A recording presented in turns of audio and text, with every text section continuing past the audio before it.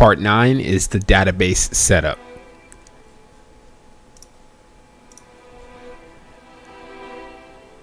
In your one-on-one control panel, in the top right-hand corner, you should see some menu icons. The very first icon to the right of your support phone number, it either is going to look like a Rubik's Cube or a drum pad, an MPC pad. You want to click on this and click on Control Panel. So if you're following through the course, you should be in the domain center. We want to go to the control panel so that we can access MySQL database.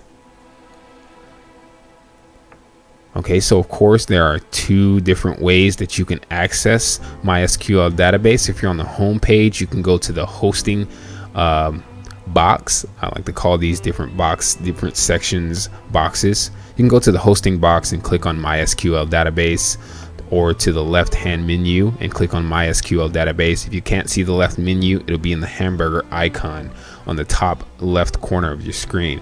So click on MySQL database.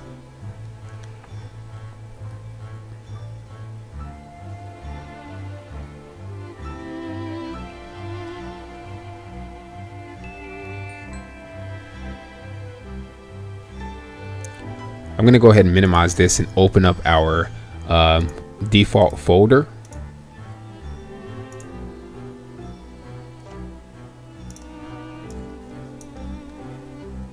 And I'm going to go over to Documents,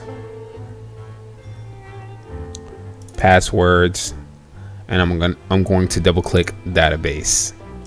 And I'm just going to open this text document, which should be empty, and minimize my folder. I'll bring back up my web browser. Now we should be here in the database section where we have the option to create a new database. There's going to be a button here. You want to press the new database button.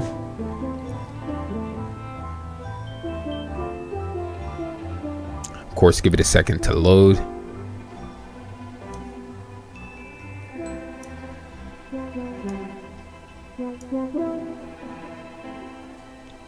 Now you want to create a description of the database. In our case, we'll do the name of our website with spaces and capital letters.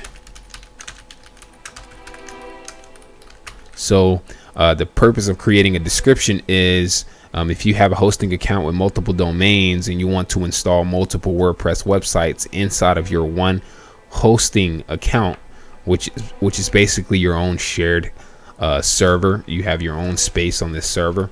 If you want multiple WordPress websites, they all need their own individual database. So when you create a new database, you want to give it a short description, preferably with capital letters and spaces, so that you can easily distinguish each database from another. Of course, you want to create a password.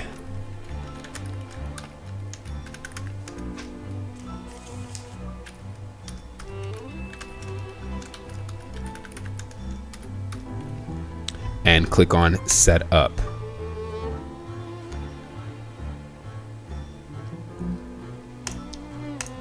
In your database notepad text document, you want to copy and paste all of this information over to this notepad from your MySQL database details. So you've got a database name, a host name, a port, and a username. There is a description, version number, etc. You don't necessarily need to copy over the description or the version number. So of course you can go in here and kind of make this look pretty.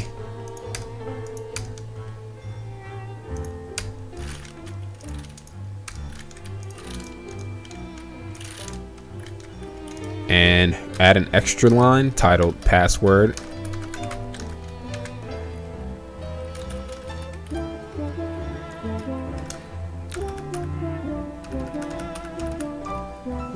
Of course, I didn't actually type out a password, but you would generally type your real password here and click save.